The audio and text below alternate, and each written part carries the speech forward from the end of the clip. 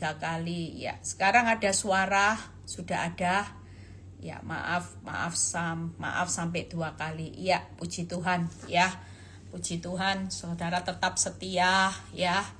Saya sendiri tadi ya sempet jengkel gitu ya, tapi jaga hati. Ini namanya ujian hati. Ya, maaf ya, semangat ya, aman ya. Saya sempat juga jengkel melihat tulisan, maunya ndak baca tapi tulisannya terus ndak selesai ya. Aduh, Tuhan Yesus ampuni mereka karena mereka ndak tahu apa yang mereka perbuat ya.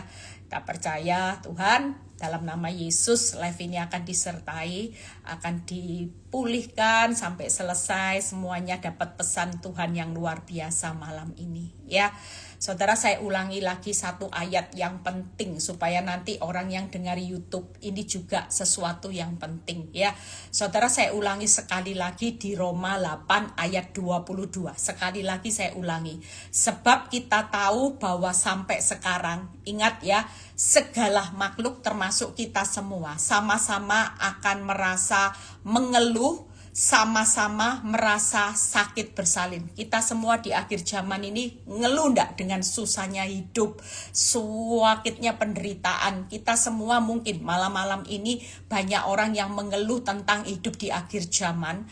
Rasa sakitnya seperti rasa sakit bersalin 23. Dan bukan hanya mereka tetapi kita yang telah menerima karunia sulung roh, kita juga mengeluh dalam hati kita. Berapa banyak kita juga ya, jujur beberapa hari yang lalu saya sempat ngomong sama Tuhan, saya mengeluh dalam hati, Tuhan jujur lihat hidup ini capek, kadang-kadang capek saudara, jujur saya sempat yang namanya 1 hari, kalau saudara ingat ada 1 hari jeda beberapa hari yang lalu, renungan saya terlambat. Saya live, saudara kerasa enggak? Saya kerasa saudara. Live itu ngomong kayak diputar ya, enggak tahu arah. Itu karena saya sedang lowbat saudara. Jujur saya mengeluh loh dalam hati. Saya baca ayat ini, oh benar juga ya. Saya bilang Tuhan capek, secara daging capek. Beberapa orang mulai WA saya, Bu mana renungan, Bu mana renungan. Saya abaikan, jujur saya 2-3 hari yang lalu pasti orang yang di grup tahu saya sempat beberapa saat saya sampai telat men-share renungan ya. Dan waktu saya tahu baca ayat ini, tetapi kita percaya kita juga mengeluh dalam hati sambil menantikan pengangkatan. Jadi sekali lagi akan banyak sesuatu yang kita merasakan tidak enak di hidup di akhir zaman sampai nanti kita ngalami pengangkatan rapture, hidup dalam kekekalan ya. Saudara, saya ulang, tadi saya juga ngomong sama anak saya, kita bicara, kita share. Anak saya bilang gini, "Mah, kalau dulu saya lihat orang kaya ya, lihat orang bisa punya pesawat pribadi, pergi sendiri, terus perginya kemana-mana, lihat orang yang rumahnya super kaya ya, makannya enak dan mungkin makan apa, mungkin dalam hati saya bisa gini, oh enak ya hidupnya. Ternyata itu ndak ada apa-apanya ya Mah dengan yang Tuhan sudah sediakan di dalam kekekalan. Saudara percaya, rumahmu mau 10 hektar misalnya, pabrikmu 10, semua yang indah di dunia ini, itu semua cuman kenikmatan yang cuman ngincipi. Tangkep ya, saudara itu lagi ngincipi. Misalnya saudara punya rumah mewah, saudara itu cuman ngincip, jadi di ujung lidah. Tapi kenikmatan yang luar biasa, tidak sebanding nanti, itu hidup dalam kekekalan. Tangkep ya, saudara nanti akan hidup di dalam kekekalan. Yang saudara akan merasakan ngincipi semua ini, tidak ada bandingnya. Makanya kalau orang sudah pulang ke rumah Bapak, mereka rata-rata kesaksian tidak mau balik ke dunia ini. Karena total kehidupan kita di dunia sama di kekekalan itu jelas jauh beda. Saudara jangan ngiri dengan apapun hari ini. Yang penting kita survive. Tangkap ya. Survive bukan berarti hari ini masalahmu harus selesai. Karena kalau masalahmu tidak selesai, tidak jadi masalah. Kita tetap dapat surga. Tapi yang paling bahaya, makanya saya ulang lagi. Musuh paling bahaya bukan kebangkrutan. Bukan rumah tangga yang goncang. Bukan keadaan yang sulit. Bukan keadaanmu yang hari-hari ini merasa bahwa saudara sudah tidak punya uang, tidak punya pekerjaan. Bukan itu. Kita survive sampai pengangkatan. Saudara tahu survive-nya bukan hari ini berjuang kapan masalah pulih, kapan kaya, kapan sukses. Karena senyatanya hidup kita hari-hari ini akan mengalami perjuangan. Semua makhluk akan mengeluh, akan merasa sakit seperti bersalin. Survive-nya itu melawan tipu daya iblis. Ini paling bahaya. Kalau saudara tidak bisa survive karena dia terus berkeliling. Bahkan di akhir zaman iblis itu bersatu dengan kroninya. Dia sudah punya strategi yang untuk waktunya sudah semakin singkat. Dia tidak punya waktu istirahat. Sementara banyak anak Tuhan maunya enak-enakan. Saudara tidak berjaga-jaga. Ya, kalau saudara baca di Efesus 6 ayat 11. Nanti saya bahas 3 aja yang perlu kita lakukan. Jangan banyak menyampah hari-hari ini. Ingat ya, anak Tuhan tidak boleh menyampah. Nyampah apa Bu Eli? Sakit hati disimpan. Yang namanya jengkel disimpan. Marah disimpan. Dendam disimpan. Takut disimpan. Khawatir disimpan. Enggak. Malam ini saudara tidak boleh menyampah apapun. Justru Tuhan berkata, jangan takut, jangan khawatir, jangan marah, jangan sakit hati, jangan emosi, jangan suka maki orang. Semua yang jangan ini sampah. Ini yang perlu kita buang saudara ya. Kalau sampah itu saudara hidupi, maka kita akan kehilangan damai sejahtera. Tuhan mau setiap kita hendaklah damai sejahteramu memerintah dalam hatimu, bukan sampah yang ada di dalam hati kita. Berapa banyak orang kalau mau tidur banyak menyampah ya, nyampah omongan orang. Tadi pagi dengar temen menfitnah saudara, nyampah, kurang ajar. Dengar mertua ngatai saudara menantu bego, nyampah. Dengar suami ngatain saudara istri yang bodoh, ndak secantik wanita tobat pelakor, nyampah. Berapa banyak suami juga dengar kata istri, kamu memang suami ndak berguna, ndak seperti pacar lama saya yang sukses, nyampah. Ya, hari ini mungkin iblis memberikan satu keadaan, saudara mungkin realitas saudara ndak punya uang yang pas-pasan. Saudara, iblis akan banyak menaruh sampah takut khawatir.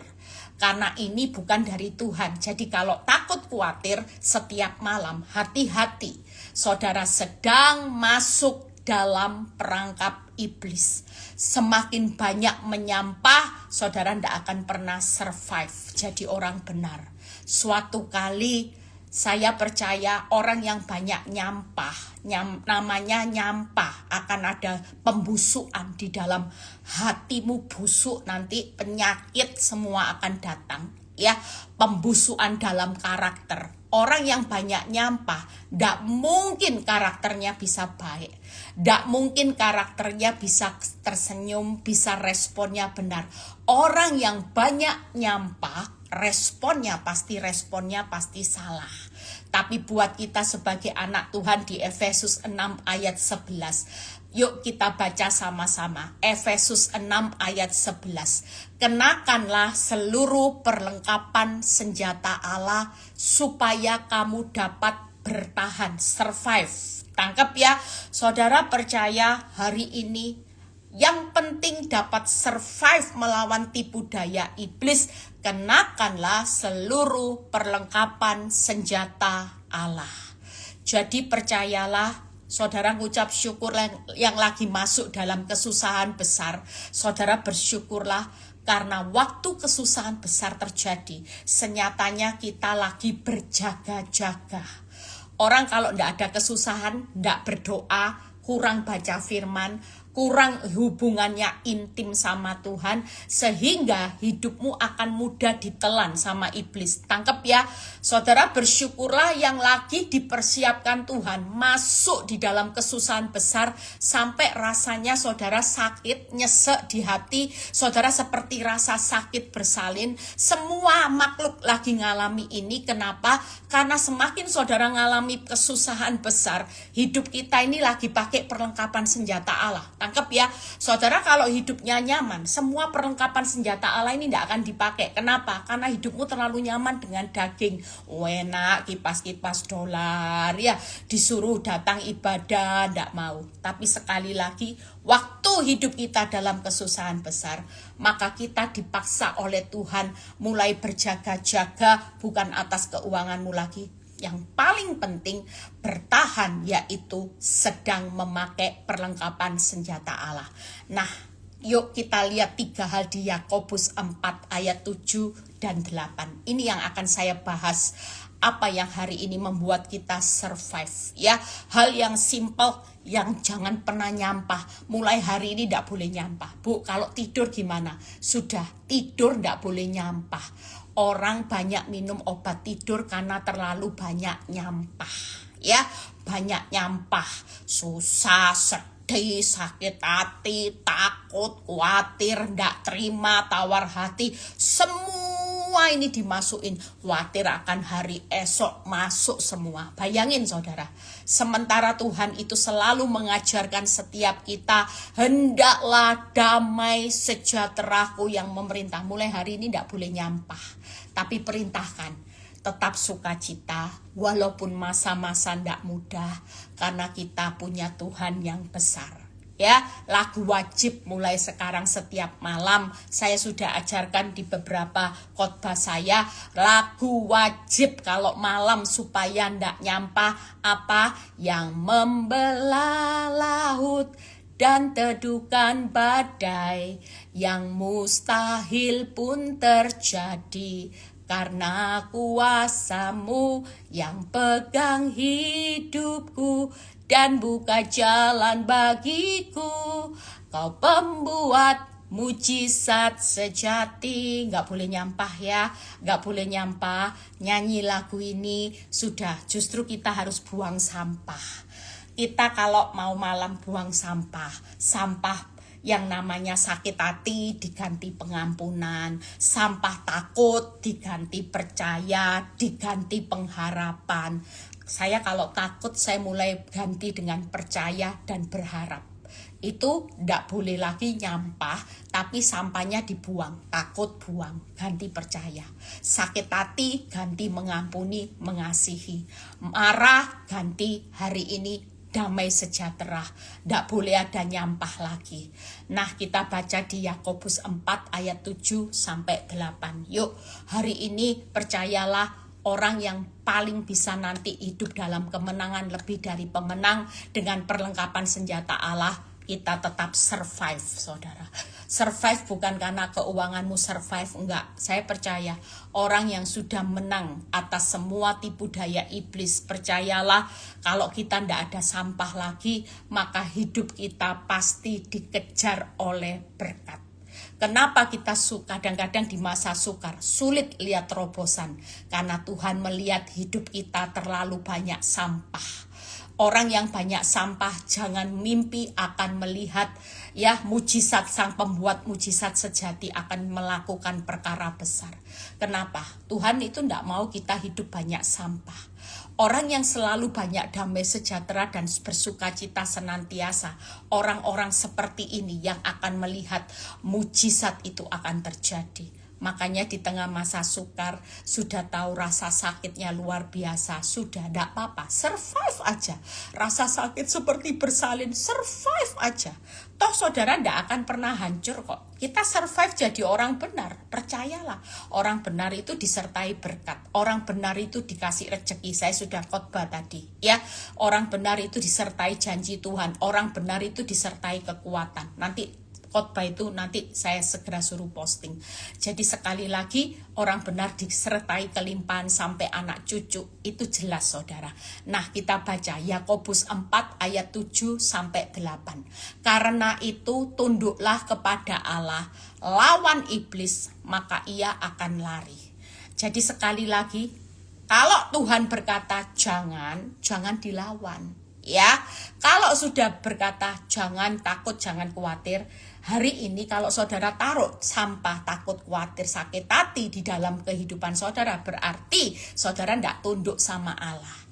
Orang yang hari ini tunduklah kepada Allah, lawan iblis, maka ia akan lari. Jadi sekali lagi, orang yang tidak nyampah itu yang akan bisa survive hari-hari ini. Orang yang banyak nyampah akan busuk nanti ya, imanmu busuk, hatimu busuk, penyakit datang, saudara tidak akan bisa menang lawan tipu daya iblis, malah iblis yang akan menelan saudara. Tangkap ya. Jadi sekali lagi, yuk kita lihat ayat 8 ini yang perlu kita lakukan. Bu Eli, apa yang mesti kita lakukan untuk kita bisa survive melawan tipu daya iblis? Yang pertama, mendekatlah kepada Allah, ia akan mendekat. Hari ini di luar Kristus kita tidak bisa berbuat apa-apa. Waktu kita ngerti, tidak ngerti, enak, tidak enak, deket aja sama Allah. Allah itu deket loh sama kita. Tangkep ya, seringkali Allah itu deket sama kita, tapi kita yang tidak deket saudara. Senyatanya hari ini ada firman yang berkata, carilah Tuhan selama ia berkenan ditemui. Berserulah kepada Tuhan karena Tuhan itu dekat. Tangkap ya, ini hidup dalam anugerah. Saudara tidak perlu cari pertolongan di mana-mana karena Tuhan setiap waktu dia berkenan ditemui. Tangkap saudara, Tuhan setiap waktu itu dekat. Waktu engkau berdoa, berseru-seru, kira-kira hari ini engkau dalam keadaan bahaya besar. Waktu kita berseru, Tuhan tolong, Tuhan dekat gak? Jelas. Saya pernah kesaksian kan, ada seorang yang pernah saya saksikan mau masuk jurang karena supirnya ngantuk. Dia sudah mobilnya gini. Satu hal, kenapa mobil ini bisa nggak masuk jurang? Karena waktu dalam keadaan dia tahu supirnya ngantuk itu depan jurang. Satu kata dia berkata, Tuhan Yesus tolong. Satu kata tolong itu aja, mobil itu bisa berhenti saudara. Tangkap ya, makanya hari ini kita ini dalam hidup dalam zaman anugerah. Kalau dulu perjanjian lama nggak bisa loh sewaktu-waktu bisa menemui, mencari, berseru kepada Tuhan. Tapi kita zaman anugerah, kasih karunia, firman Tuhan berkata apa? Carilah Tuhan selama karena ia berkenan ditemui. Berserulah kepada Tuhan karena dia dekat. Nah, hari ini kita tahu strategi yang pertama survive, tidak ada jalan lain. Saudara tidak perlu menjauh dari Allah. Hari ini badaimu besar, deket aja, deket. Ini salah satu strategi untuk perlengkapan senjata Allah. Ketika saudara dekat kepada Tuhan, maka Tuhan juga dekat. Nah, orang yang dekat kepada Allah, iblis itu paling takut saudara. Orang kalau sudah dekat sama Allah, orang sudah tidak pusing dengan masalah, hidupnya cuma dekat. Tuhan, hanya dekat Allah saja, aku tenang ya. Nah, waktu kita dekat, yang berikut, dan ia mendekat kepadamu, tahirkanlah tanganmu, hai kamu orang berdosa. Yang kedua, tahirkan dosa. Ini salah satu tipu daya iblis. Dan yang ketiga, sucikanlah hatimu, hai kamu yang mendua hati. Berarti yang ketiga ada kata sucikan hati. Makanya waktu saya berpuasa 40 hari, ya, hari ini kita percaya ada 3 hal. Ya, yang pertama mendekat kepada Allah, ya. Yang kedua tahirkan dosa, yang ketiga sucikan hati. Jadi waktu 3 hal ini kita lakukan, maka kita sedang melawan tipu daya iblis. Survive di tengah tipu daya iblis supaya kita hari ini melihat bahwa semua yang terjadi di dunia ini hanya untuk sesaat, ya. Saudara, apapun hartamu berlimpah itu hanya diicipi. Yang namanya rumah mewah, semua kenikmatan yang saudara kejar itu cuma sesaat. Tapi dibandingkan dengan kekekalan itu tidak ada bandingannya saudara. Apa yang kita rasakan hari ini cuman seujung lidah, ya. Apa yang kita rasakan, tapi nanti di dalam kekekalan itu sesuatu perkara yang luar biasa. Jadi 3 hal yang akan saya bahas. Yang pertama, mendekat kepada Allah, tahirkan dosa, yuk. Itu survive kita. Jadi kalau kita mau survive ya di tengah masa-masa sudah akhir zaman, Tuhan mau datang, saudara harus mendekat. Saudara setiap hari harus tahirkan dosa dan sucikan hati, karena Tuhan melihat hati. Tangkap ya. Nah, yuk 3 hal kita akan melihat bagaimana kita akan mendekat kepada Allah. Orang yang mendekat kepada Allah itu pasti hidup dengan firman. Nggak ada. Hari ini yuk siapapun kita, nggak usah cari kaya apapun. Orang yang lagi ditakuti iblis bukan yang uangnya banyak ya. Kalau dunia paling takut dengan orang yang uangnya makin banyak, makin pegang power. Tangkep ya. Orang semakin kaya semakin berpower, semakin punya pengaruh. Tapi orang yang hari ini berpegang kaya akan firman itu semakin iblis paling takut. Betapa saudara tahu orang kaya firman itu orang yang powerful hari-hari ini. Tangkep ya. Orang yang kaya firman itu orang yang sangat punya kuasa, otoritas. Tangkep ya. Wibawa Allah itu pasti ada kalau kita itu hari ini kaya akan firman. Karena di Matius 4 ayat 4 itu berkata, tetapi Yesus menjawab, ada tertulis, manusia hidup bukan dari roti saja, tetapi dari setiap firman yang keluar dari mulut Allah. Tangkap ya. Jadi waktu kita kaya firman, maka kita sedang membawa wibawa Allah. Saudara tahu hari-hari ini orang yang punya wibawa Allah itu yang akan dapat mengusir semua kuasa iblis. Saudara pernah saya kesaksian waktu saya pernah ikut di dalam satu camp. Ada seorang ibu yang manifest ya, karena hari itu dia itu pernah pegang, menurut ibu ini dia pernah punya pegangan seperti ilmu apa gitu ya. Dan waktu itu dia berontak saudara. Dia lompat-lompat. Orang banyak pegang semua rasanya kalah saudara. Karena waktu dia kuasa iblis itu mulai meronta karena kita doakan ya. Karena kita berdoa itu kuat tenaganya kayak bukan tenaga wanita lagi. Sudah seperti tenaga pria yang prianya itu mungkin berapa orang yang pegangi ibu ini. Nggak ada yang sanggup saudara, semua dimentalin gini ya. Tapi saya bersyukur hari itu saya cuman bilang sama Tuhan. Waktu itu saya cuman bilang gini, Tuhan aku percaya setiap apapun roh jahat itu akan tunduk kepada Allah saat kita punya wibawa Allah. Saudara percaya dengan apa yang terjadi ketika orang lain sudah kewalahan pegang, saya cuman pegang kepalanya gini loh saudara. Saya cuman bilang gini, hai iblis, engkau tunduk pada otoritas Allah. Diam engkau. Saudara percaya enggak percaya? Saya sendiri ya kaget kalau saya sampai ditembak gini. Saudara badannya juga kecil tapi tenaganya kuat kayak orang karate saudara. Tiba-tiba iblis tadinya berontak, dia langsung diam saudara. Dan tidak lama orang ini muntah-muntah. Tangkap ya. Jadi keluarnya tidak pakai pemberontakan lagi, dia langsung kayak muntah mual. Kita sediain yang namanya tempat untuk muntahnya dia. Nah, saya percaya setiap saudara pasti punya wibawa Allah. Tangkap ya. Iblis itu tidak pernah takut dengan orang yang uangnya banyak, yang punya power. Kalau kita kan takut ya sama orang yang punya uang banyak, punya power. Tapi kalau kita hari ini, siapa yang paling ditakuti oleh iblis? Orang yang kaya firman. Makanya kenapa kita perlu mendekat kepada Allah, yaitu orang yang hari ini kaya akan firman. Tangkap ya. Yang kedua, orang yang hari ini punya otoritas wibawa Allah, yaitu orang yang dekat kepada Allah, itu orang yang kuat pasti menghadapi tantangan. Efesus 6 ayat 10. Setelah itu kita selesai ya. Akhirnya hendaklah kamu kuat di dalam Tuhan, di dalam kekuatan kuasanya. Tangkap ya. Jadi akhirnya hendaklah kamu kuat.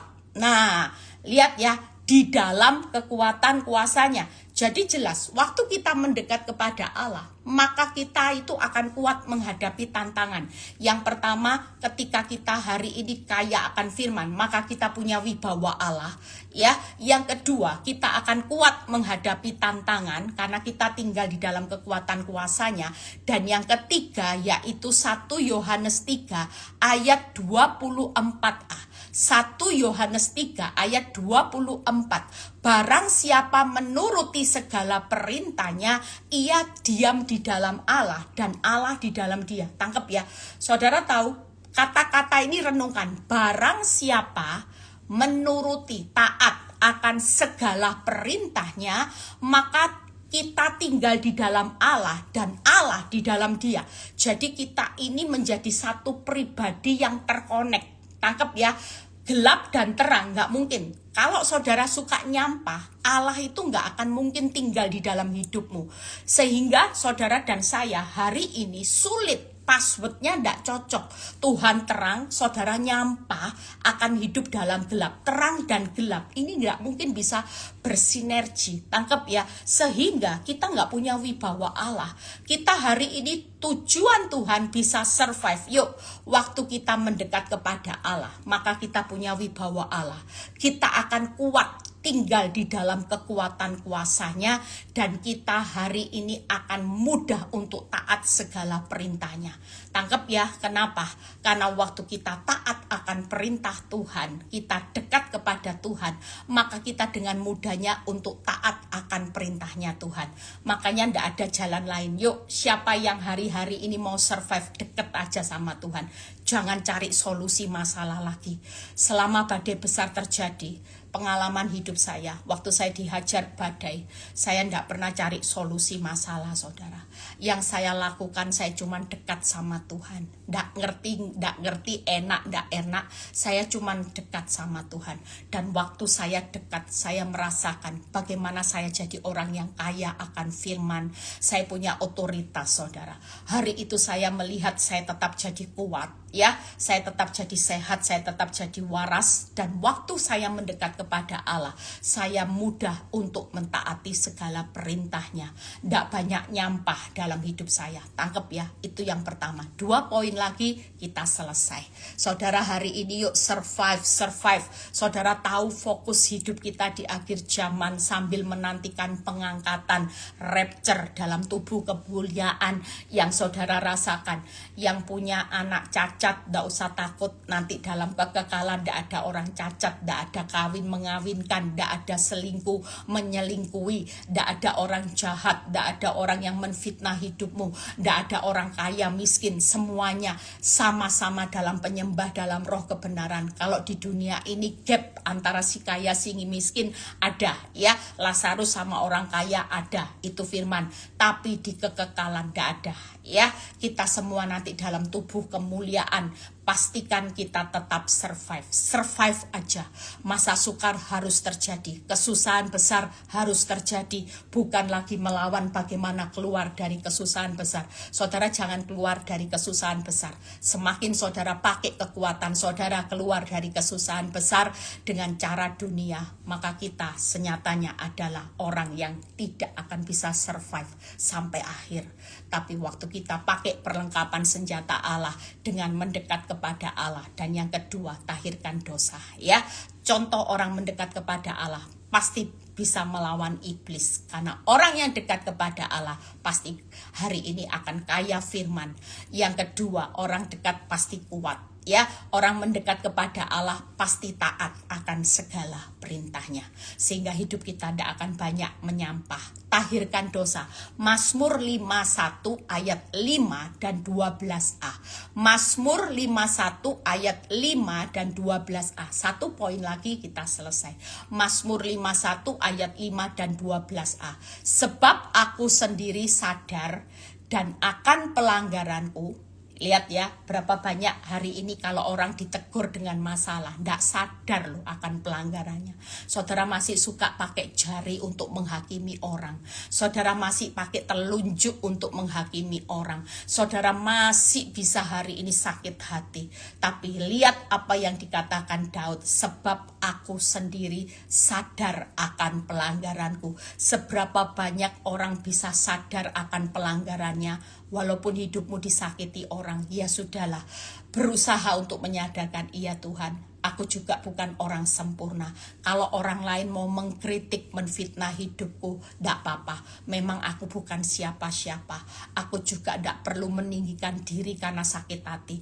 Aku belajar untuk merendahkan hatiku. Lihat ya, aku senantiasa bergumul dengan dosaku. Berapa banyak kita hari-hari ini bergumulnya kan dengan masalah. Ayo jujur, banyak ndak orang di sini yang bergumul dengan dosanya? Tuhan, aku berdosa, aku hancur hati. Jarang. Yang ada waktu badai besar, saudara bergumulnya dengan masalah, bergumulnya dengan hutang, bergumulnya pelakor, gimana caranya pelakor terusir, gimana Tuhan saya bisa dapat pekerjaan, gimana saya bisa dapat rumah. Saudara cuman bergumul dengan masalah.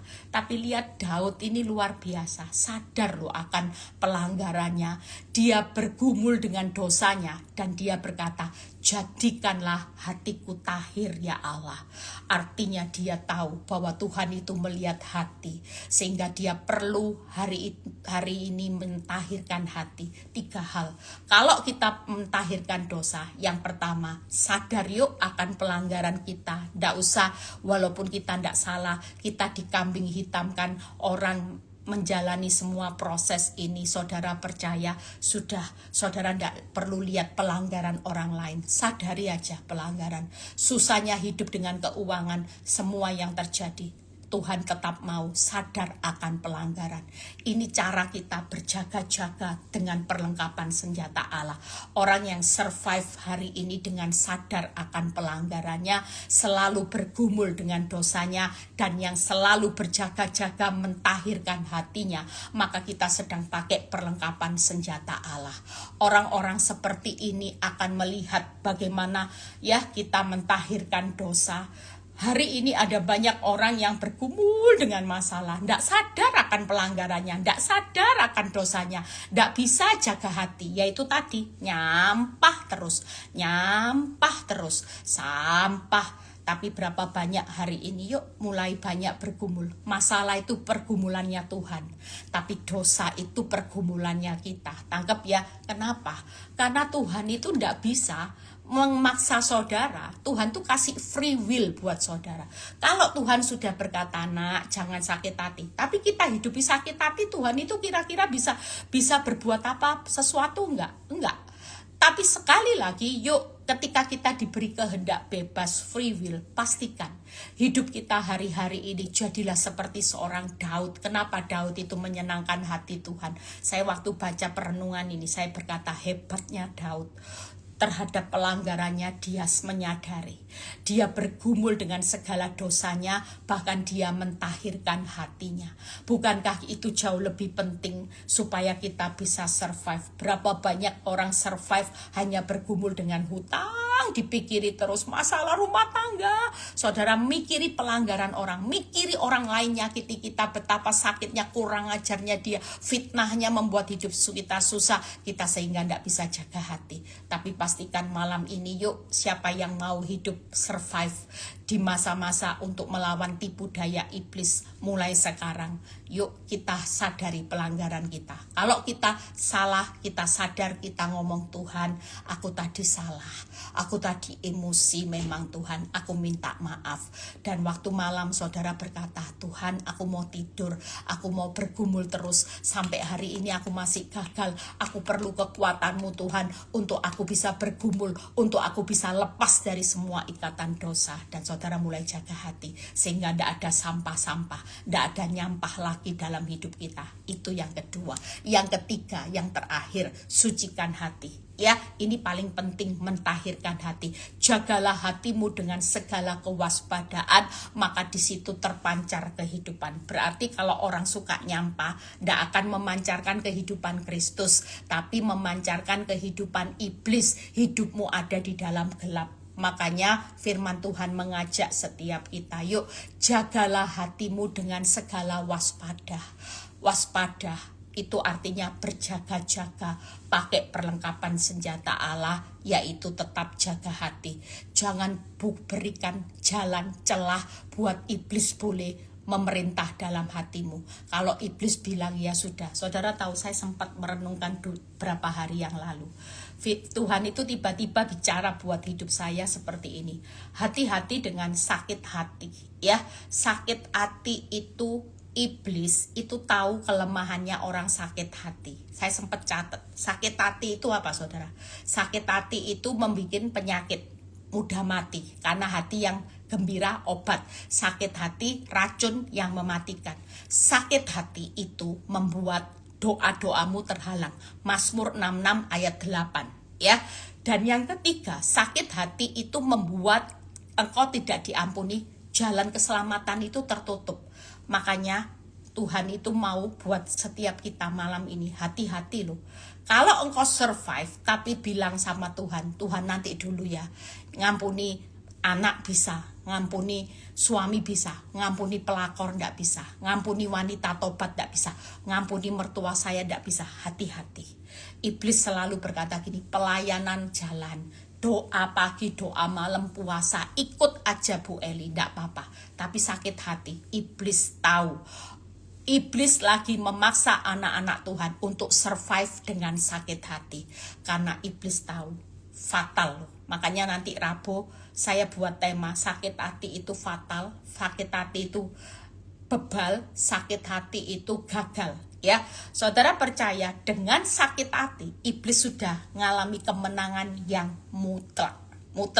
Walaupun iblis gini, pelayanan jalan, khotbah jalan, puasa jalan, ibadah jalan, baca firman jalan, penyembahan jalan. Tapi iblis mau kita survive dengan sakit hati. Kenapa?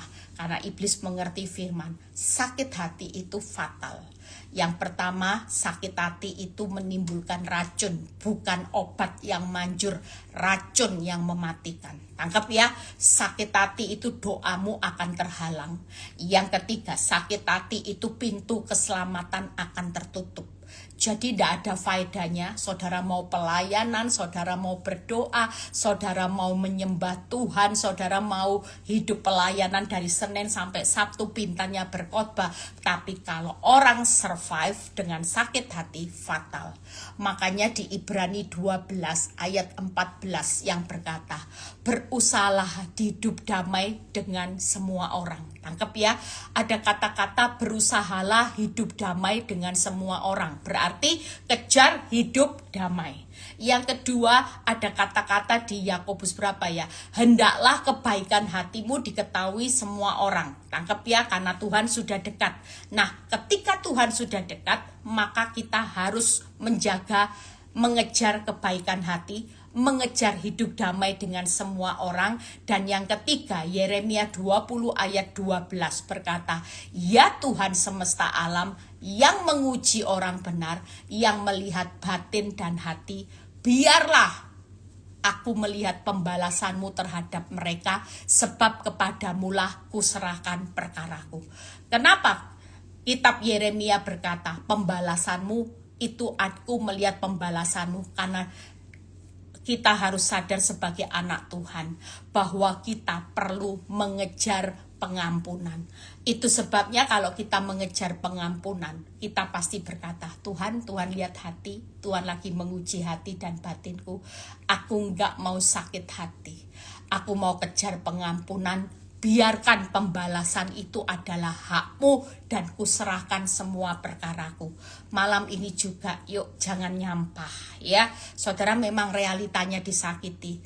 Jangan ambil haknya Tuhan. Pembalasan adalah hakmu. Kuserahkan perkara disakiti, dikianati, diselingkuhi, disakiti pelakor wanita tobat. Kuserahkan perkara disakiti, disit fitnah, dikianati ya, dicaci maki. Aku serahkan perkaraku ke dalam tanganmu, pembalasan itu bukan hakku lagi.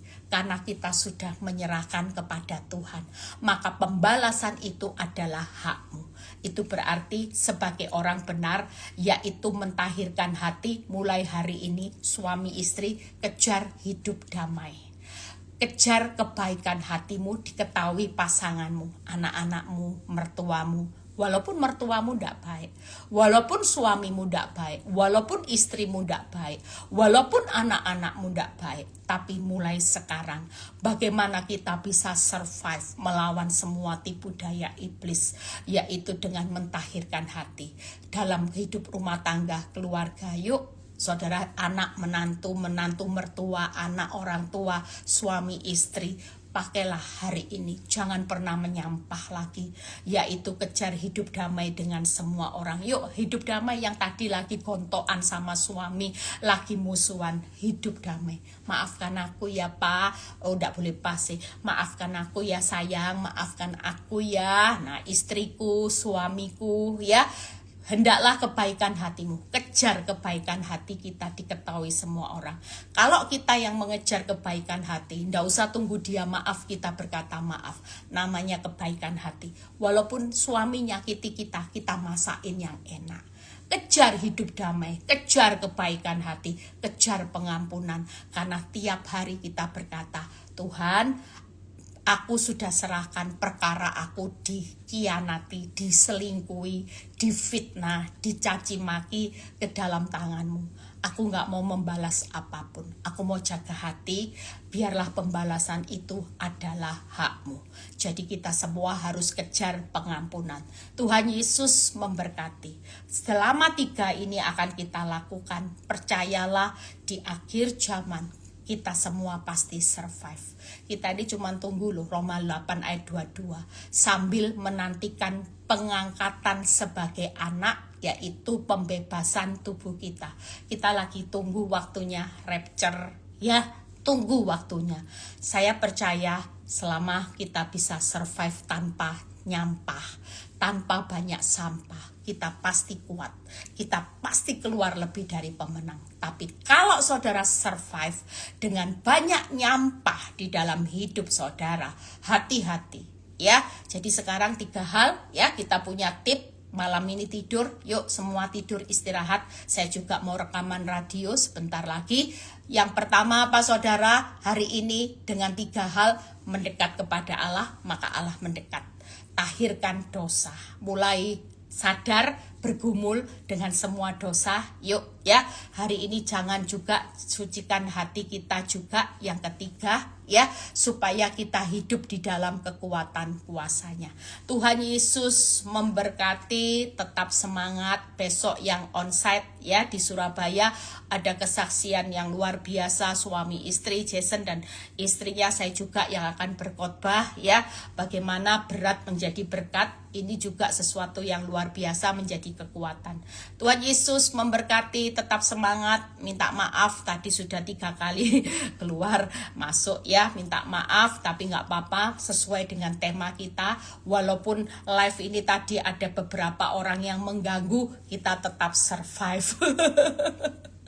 Tadinya mau saya bilang ini, Tuhan saya cari namanya orang ini, mau saya blok kok enggak bisa-bisa ya, maunya saya enggak live. Tapi Tuhan ingatkan, survive melawan tipu daya iblis ya. Jadi kita tetap survive ini ya, melawan semua intimidasi. Dari tadi itu kata-kata intimidasi ya. Jadi sesuai dengan judulnya, hari ini saya juga survive, saudara juga yang lagi ikut ya, survive juga melawan semua tipu daya, intimidasi, omongan yang membuat kita kehilangan konsentrasi.